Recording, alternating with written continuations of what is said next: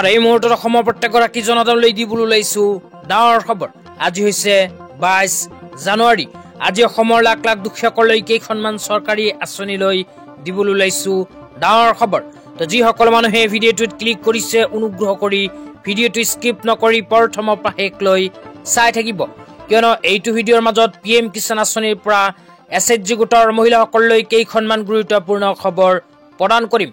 অনুগ্ৰহ কৰি ভিডিঅ'টো স্কিপ নকৰি প্ৰথমৰ পৰা শেষলৈ চাই থাকিব। লগতে মোৰ চেনেলত নতুন হলে প্লিজ চেনেলটো সাবস্ক্ৰাইব কৰি মোৰ লগত থাকিব। তো বলক ভিডিঅ'টো আৰম্ভ কৰি আজিৰ প্ৰথমটো গুৰুত্বপূৰ্ণ খবৰৰ বিষয়ে বিস্তাৰিত জানি লওক। তো আজিৰ প্ৰথমটো গুৰুত্বপূৰ্ণ খবৰ হল দিব্যাংগ দুখীয়াসকলৰ বাবে। তো আপোনালোকে মোবাইল স্ক্ৰীনত চাব পাৰিছে দিব্যাংগসকলৰ বাবে এনেকুৱা এখন আপডেট ইতিমধ্যে আমাৰ হাতত আহি পৰিছে। তো ইয়াতে কি লিখা আছে বিতংভাৱে পঢ়ি আপোনালোকক শুনাই দিছো, অনুগ্ৰহ কৰি চাই থাকিব। তো ইয়াতে লিখা আছে দিব্যাংগসকলৰ সুবিধাৰ্থে হেল্পলাইন সেৱা। তো চৰকাৰে দিব্যাংগসকলৰ সুবিধাৰ্থে হেল্পলাইন সেৱা মুকলি কৰিছে। তো কি ক্ষেত্ৰত হেল্পলাইন সেৱা মুকলি কৰিছে হে আপোনালোকক জনাই দিছো। প্ৰথমে কোৱা হৈছে শিশুসকলৰ অটিষ্টকৰ লক্ষণ চিনাক্তকৰণ সন্দৰ্ভত তথ্য লাভ কৰিবলৈ হলে এইখন ফোন নম্বৰত ফোন কৰি সবিশেষ জানিব পাৰিব। ফোন নম্বৰটো হল 1800117776।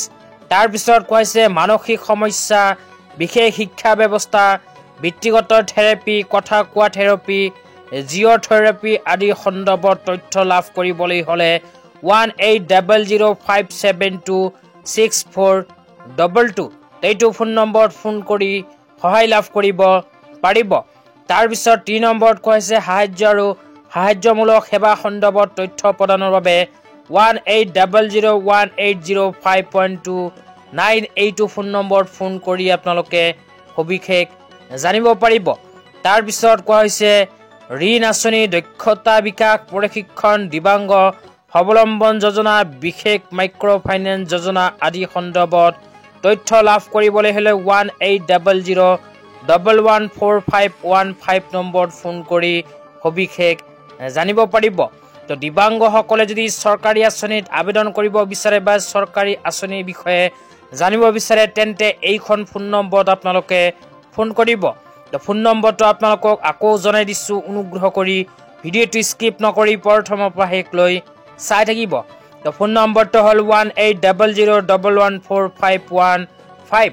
এইটো ফোন নম্বৰত ফোন কৰি দিব্যাংগসকলে চৰকাৰী আঁচনিত কেনেকৈ আবেদন কৰিব, কি আঁচনিৰ বাবে দিব্যাংগসকল যোগ্য সবিশেষ আপোনালোকে জানিব পাৰিব। এতিয়া আপোনালোকক দিবলৈ ওলাইছো আজি দ্বিতীয়টো খুবেই গুৰুত্বপূৰ্ণ খবৰ। তো আজি দ্বিতীয়টো গুৰুত্বপূৰ্ণ খবৰ হল PM কিষাণ আঁচনিলৈ। তো যিসকল কৃষকৰ নাম PM কিষাণ আঁচনিত অন্তৰ্ভুক্ত হৈ আছে সেইসকল কৃষকে অনুগ্ৰহ কৰি ভিডিঅ'টো স্কিপ নকৰি চাই থাকিব। তো ইয়াতে লিখা আছে মনত ৰাখিব PM কিষাণ আঁচনিৰ অধীনত যোগ্য হিতাধিকাৰীসকলে পৰৱৰ্তী কিস্তি ধন লাভ কৰিবলৈ তলত উল্লেখ কৰা 3টা প্ৰক্ৰিয়া সুচাৰুৰূপে সম্পূৰ্ণ কৰিব লাগিব। তো যিসকল কৃষকৰ নাম PM কিষাণ আঁচনিত অন্তৰ্ভুক্ত হৈ আছে সেইসকল কৃষকে যদি পৰৱৰ্তী কিস্তি ধন পাব বিচাৰে তেন্তে 3খন গুৰুত্বপূৰ্ণ কাম কৰাটো বাধ্যতামূলক। এই 3খন গুৰুত্বপূৰ্ণ কাম যিসকল কৃষকে নকৰিব সেইসকল কৃষকে নাপাব PM কিষাণ আঁচনিৰ পৰৱৰ্তী কিস্তিৰ 2000কৈ টকা। তো পৰৱৰ্তী কিস্তি 19 নম্বৰটো যদি পাব বিচাৰে তেন্তে অতি সোনকালে এই 3খন কাম যদি কৰা নাই তেন্তে কৰি লওক। তো কি কাম কৰিব লাগিব হে আপোনালোকক জনাই দিছো। ইয়াতে 1 নম্বৰত কৈছে আধাৰ সংযুক্তকৰণ। তো যিসকল কৃষকে এতিয়ালৈকে নিজৰ বেংক একাউণ্টৰ লগত আধাৰ কাৰ্ড লিংক কৰা নাই সেইসকল কৃষকে যদি PM কিষাণ আঁচনিৰ 19 নম্বৰ কিস্তি ধন পাব বিচাৰে তেন্তে অতি সোনকালে বেংক একাউণ্টৰ লগত আধাৰ কাৰ্ড লিংক কৰিব লাগিব। 2 নম্বৰত কোৱা হৈছে EKYC সম্পাদন। তো যিসকল কৃষকে PM কিষাণ আঁচনিৰ EKYC কৰা নাই সেইসকল কৃষকে যদি PM কিষাণ আঁচনিৰ 19 নম্বৰ কিস্তি 2000কৈ টকা পাব বিচাৰে তেন্তে অতি সোনকালে কৰিব লাগিব EKYC। তাৰপিছত 3 নম্বৰত কোৱা হৈছে নিজৰ নামত থকা ভূমি সম্পৰ্কীয় নথি সংলগ্নকৰণ। তো আপোনালোকে যদি নিজৰ মাটিৰ তথ্য পাতি এতিয়ালৈকে PM কিষাণ আঁচনিৰ লগত সংলগ্ন কৰা নাই তেন্তে অতি সোনকালে আপোনালোকৰ জিলা কৃষি বিষয়ক কাৰ্যালয়ত গৈ যোগাযোগ কৰি আপোনাৰ মাটিৰ তথ্য পাতিখিনি PM কিষাণ আঁচনিৰ লগত সংযোগ কৰি লওক। এই তিনিখন কাম যিসকল কৃষকে কৰা নাই সেইসকল কৃষকে নাপাব PM কিষাণ আঁচনি 19 নম্বৰ কিস্তিৰ 2000কৈ টকা। তেতিয়া আপোনালোকক দিবলৈ ওলাইছো আজিৰ তৃতীয়টো খুবেই গুৰুত্বপূৰ্ণ খবৰ। আজিৰ তৃতীয়টো গুৰুত্বপূৰ্ণ খবৰ হ'ল SHG গোটৰ মহিলাসকলৰ বাবে। তো আপোনালোকে মোবাইল স্ক্ৰীনত চাব পাৰিছে অসমৰ মুখ্যমন্ত্ৰী ডাঙৰীয়াই SHG গোটৰ মহিলাসকলৰ বাবে এনেকৈ এখন আপডেট প্ৰদান কৰিছে। তো ইয়াতে লিখা আছে মুখ্যমন্ত্ৰী মহিলা উদ্যমিতা অভিযানৰ সুবিধাসমূহ এপ্ৰিলৰ পৰা আৰম্ভ হ'ব। এই আঁচনিৰ দ্বাৰা মহিলা উদ্যোগী এনেধৰণে সুবিধা প্ৰদান কৰা হ'ব। তো ইয়াতে কোৱা অনুযায়ী যিসকল SHG গোটৰ মহিলাসকলে 10,000কৈ টকা পোৱাৰ বাবে মুখ্যমন্ত্ৰী মহিলা উদ্যমিতা অভিযান আঁচনিৰ ফৰ্ম ফিল-আপ কৰি জমা দিছিল সেইসকল মহিলাক টকা প্ৰদানৰ যোজনা অসম চৰকাৰে ইতিমধ্যে আৰম্ভ কৰিছে। তাৰপিছত লিখা আছে 10,000 টকা প্ৰাৰম্ভিক পুঁজি, দক্ষতা বৃদ্ধিৰ প্ৰশিক্ষণ, সময়মতে ঋণ পৰিশোধ কৰিবলৈ সুদ হ্ৰাস, নিৰ্ধাৰিত উদ্যোগীক অনুদান প্ৰদান কৰিব অসম চৰকাৰে। ইয়াৰ লগতে আপোনালোকে মোবাইল স্ক্ৰীনত চাব পাৰিছে এনেকুৱা আৰু এখন আপডেট প্ৰদান কৰিছে। তো ইয়াতে কি লিখা আছে পঢ়ি আপোনালোকক বিতংভাৱে বুজাই দিছো।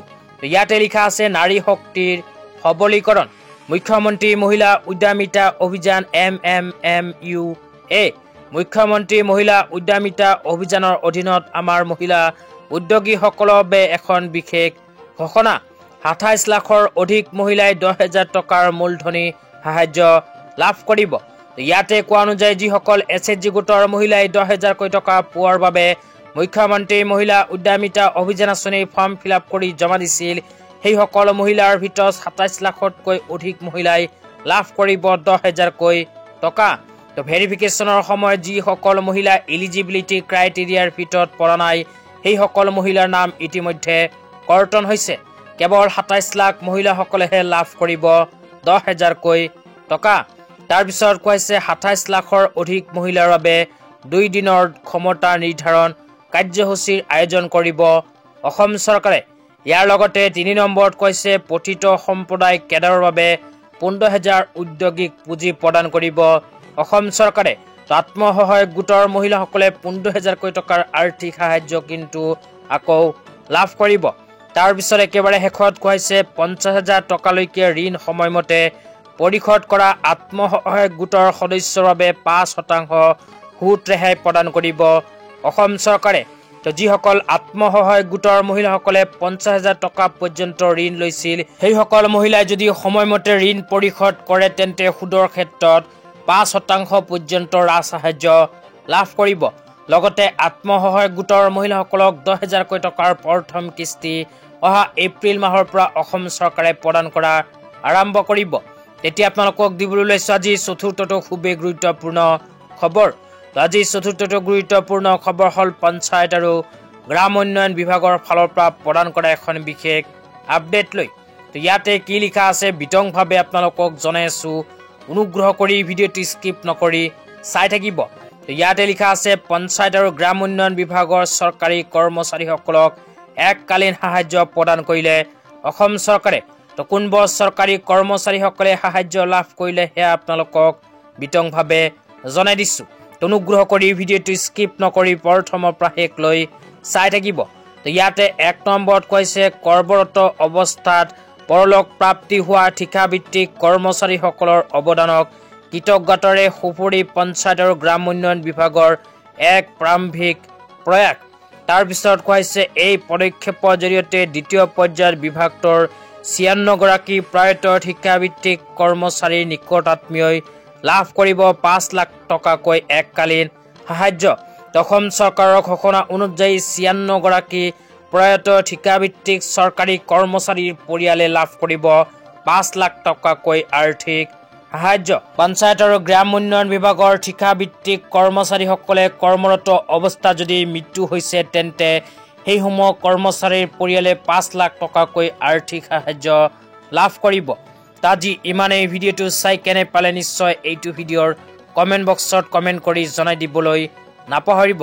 লগতে ইয়াৰ নেক্সটত আপোনালোকে কোনটো টপিকত ভিডিঅ' চাব বিচাৰে লগতে কোনখন আঁচনিৰ বিষয়ে জানিব বিচাৰে সেয়া এইটো ভিডিঅ'ৰ কমেণ্ট বক্সত কমেণ্ট কৰি জনাই দিব তেন্তে ইয়াৰ নেক্সট ভিডিঅ'ত আপোনালোকক সেইখন আঁচনিৰ বিষয়ে বিতংভাৱে জনাই দিবলৈ চেষ্টা কৰিম। তো আজি ইমানেই, ধন্যবাদ।